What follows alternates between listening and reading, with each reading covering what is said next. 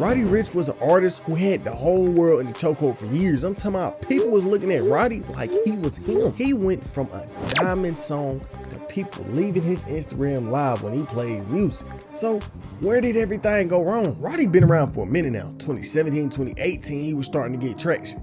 And as time went on, he was getting bigger and bigger and his career was looking up. He had some big songs coming out every few months and he was really locked in. But that ain't all good. At one of his early shows, something crazy went down. He had to London to a performance, right? And he out there, everything was looking like it was gonna be straight. He get on stage performing, and it was going good until people in the crowd started getting into it. They wasn't just arguing, they wasn't just fighting. But you gotta remember where they at. They in the UK. One of them pull out a knife and just start stabbing everybody. He hit 3 different people and the show had to get evacuated. I'm talking about a whole venue rushed out. 3 people rushed to the hotel. And after the show, Roddy was online responding. After a successful performance, an unfortunate event occurred in the area at a venue that I had zero involvement in. I send prayers to London and hope to spread peace throughout. Another tweet. Attention, London. I send my prayers to the people who were involved in any difficult situation last night. I appreciate all the love and I want everyone to experience my music. And look, bro, I'm talking about the situation was getting so bad.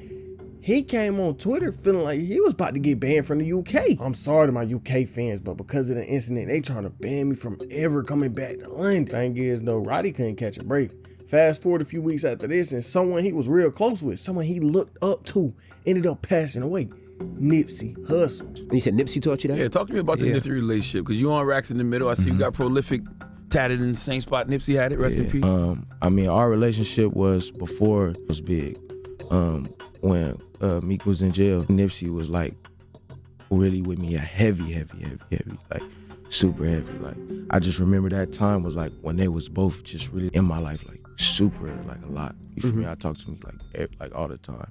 We was going and then talk to Nip like every day, like you feel me? And it was like I got a picture. It's an old picture. It's not on my Instagram or nothing, but I had the DC and the Armenian chair together, and I was in front of Nipsey Maybach. But that was before like I ever even put a song out type of shit. So like with them, like I mean it wasn't before I put a song out. I put a mixtape out, but it was before I put Die Young out.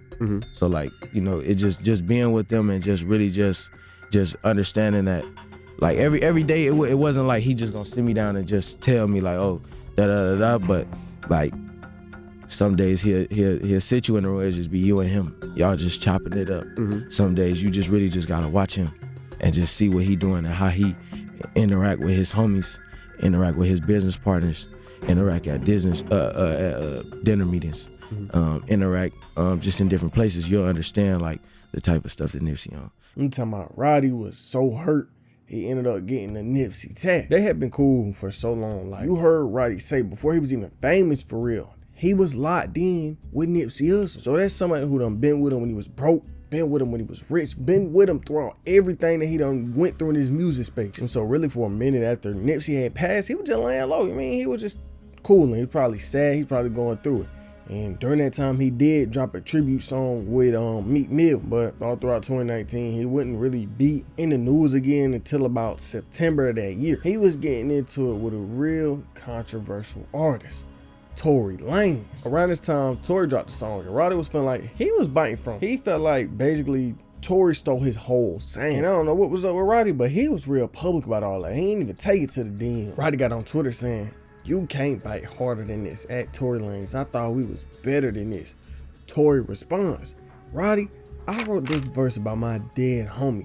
I used your beat because I loved your version. I wanted to tell my own story about my dog that got killed. I didn't use anything of yours but a beat. Me and the niggas go on other beats every day. But I'll tell you what, we are better than. We are better than going on social media talking crazy trying to get clout. When you have my phone number and can call me as a man, I don't want to continue this here. If you need to holler at me, you got my number." That wasn't all though. Tory really went on to explain the song and the real meaning behind it. Like he said before, he made the song about his dead homie, but he said a little bit more than that. He said, "I don't care what y'all talking about, cause it means nothing. I went on a Roddy Ricch beat because I messed with his music and his song. I even did certain things in the song to pay homage / tribute to show love and show support to his song. Not for y'all to tell me I'm biting someone who ain't been in the game making platinum records with this style for half the time I had. One thing I want y'all to stop doing though is acting as if my voice ain't been the same for the last 9 years. And that I don't play a part in a lot of these new niggas sounds and styles. First time I met him, Roddy told me I inspired him. Y'all be so funny, but F it.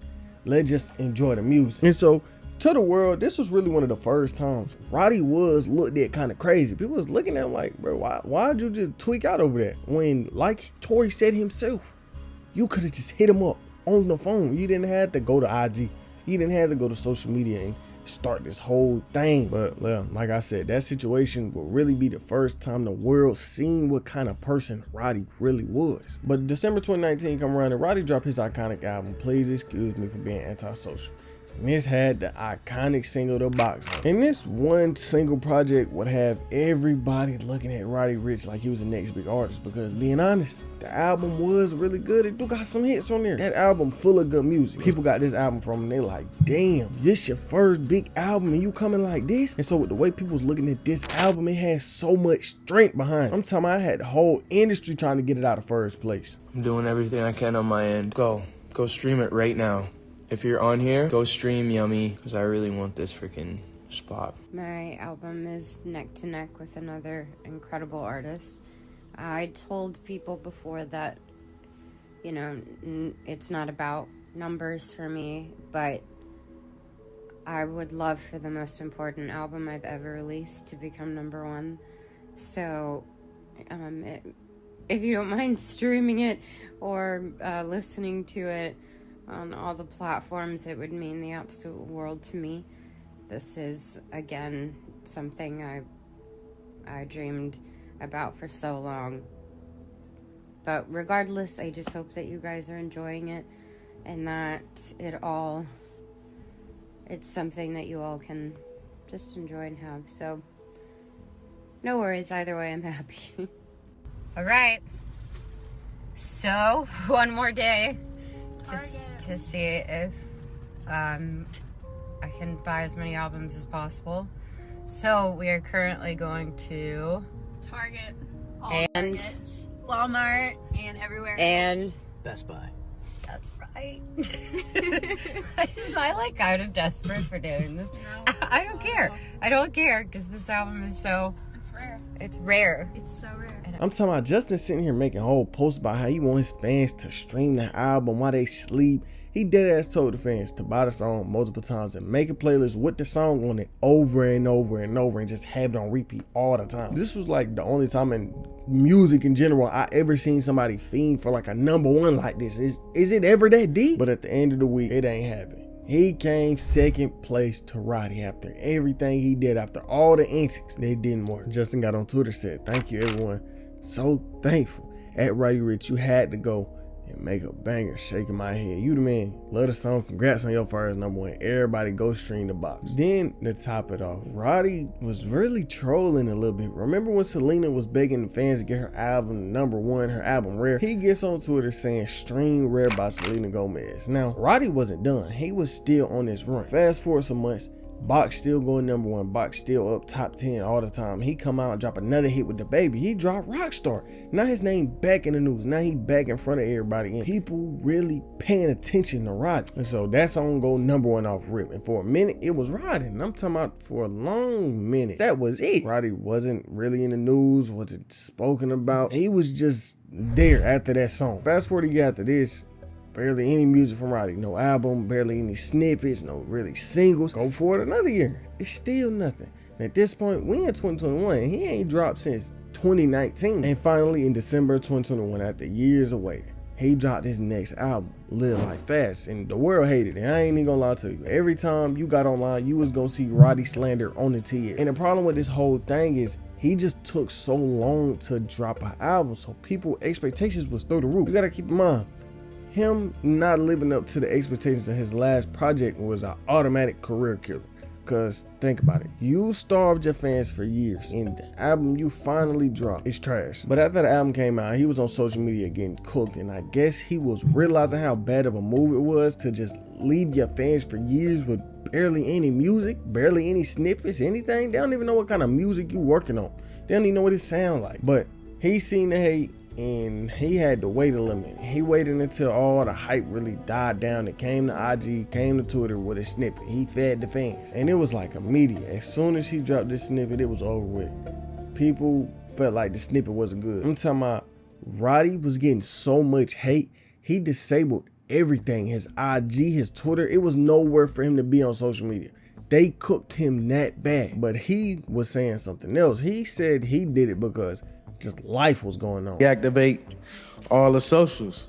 Why did you do that? Right, it was a reason. I got a call that one of my close family members had a heart attack. Me and this family member, you know, we never seen eye to eye.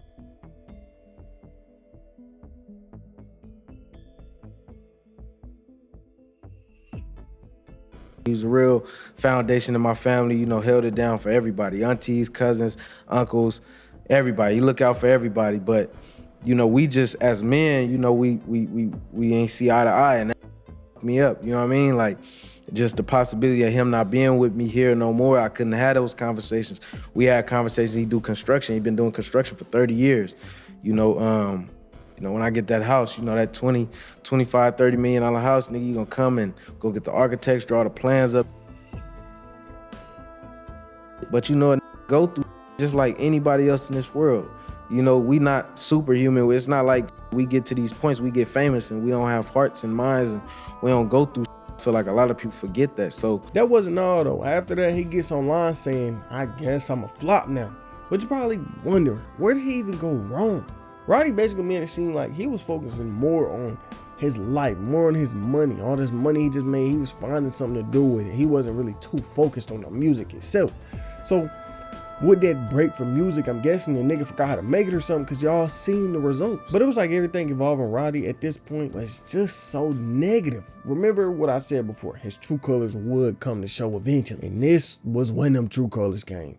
Some months after all that just went down with the whole snippet and all that, he gets online and start arguing with somebody about whether he a real Crip or not.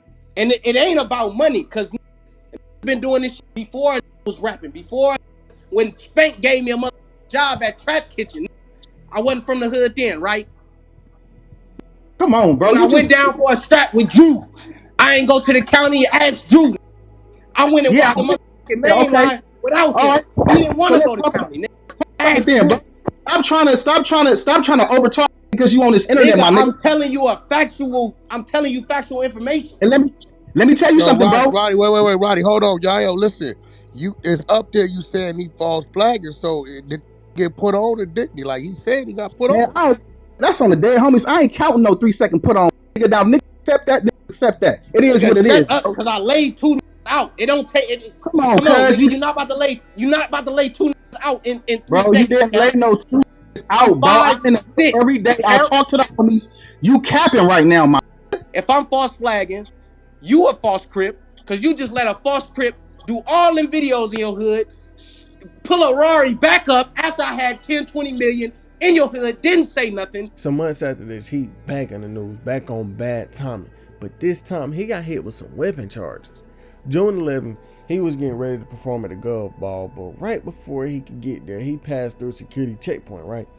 And the people working there looked in the car and they seen something. They seen he had a strap on him, something crazy, extended mag, titties on the gun. By the time Roddy actually got to the city field where the Gov Ball was being held, 12 was waiting for him. Roddy and everybody in the car got arrested on charges of criminal possession of a strap, possession of a large capacity ammunition feeding device. That means the nigga had like a titty on there or something, or a crazy mag on there. Then to put it on top of all the charges, he didn't even get to perform that night, so everybody who was expecting him never got it. But then after this, he was just on a fan hating spree. I don't know if the hate was getting to him and he was taking it out on the fans, but he was definitely angry with fans on multiple occasions. A few months after this though, he out performing one night, and before I even talk about it, the fan was 100% wrong, but the way Roddy handled it was also wrong. So Roddy performing, he walking back and forth, and the fan tried to run on the stage, right? But before the fan could even get up there, the security guard already had him. The security guard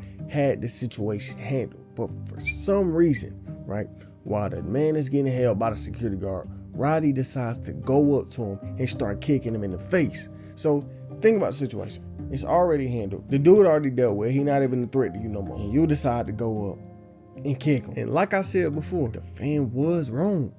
But Roddy did not have a right to go and kick old dude in the face. Then it was a time where a fan was taking a pic with Roddy, right? And he put his arm around him. And Roddy shoved him off him. Roddy wasn't liking that. And this had more people feeling some type of way about Roddy. They was already looking at Roddy like, you done fed us this bad album.